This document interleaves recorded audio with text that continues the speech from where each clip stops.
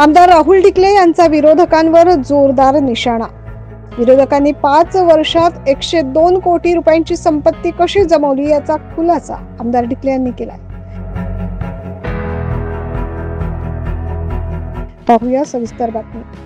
नाशिक पूर्व मतदारसंघाचे भारतीय जनता पक्षाचे उमेदवार ॲडव्होकेट राहुल ढिकले यांनी बुधवारी आपल्या मतदारसंघातील मेरी मसरूळ रोड परिसरात प्रचार दौरा केला। यावेळी महिलांनी ठिकठिकाणी त्यांचे औक्षण करत विजयासाठी शुभेच्छा दिल्या।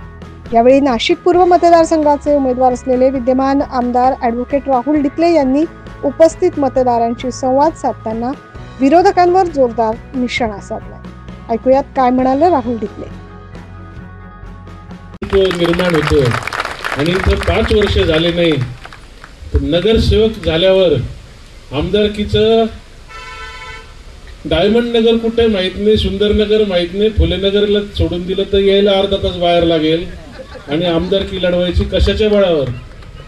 माझे वडील आमदार होते, खासदार होते, महापौर होते, 1967 साली या नगरीचे नगराध्यक्ष होते, 20 वर्ष कारखान्याचे चेअरमन, 40 वर्ष जिल्हा बँकेचे संचालक, 9 वेळा चेअरमन। माझी संपत्ती 4 कोटी आणि हे इथंच आपल्या सगळे मसरूळकर साक्षीदार आहे, 2 व्हीलरवर फिरायचे। 102 कोटी आणि 102 कोटी मधल्या 80% प्रॉपर्ट्या, मी वकील आहे, पुराव्याशिवाय बोलणार नाही, मी ॲफिडेव्हिट वाचलंय निवडणुकीचं, 80% प्रॉपर्ट्या या स्टँडिंग चेअरमन असताना घेतल्यात।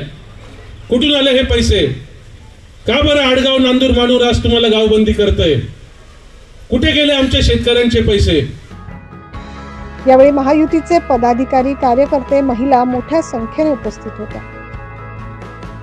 9 न्यूज महाराष्ट्रासाठी प्रतिनिधी वैभव घुगे।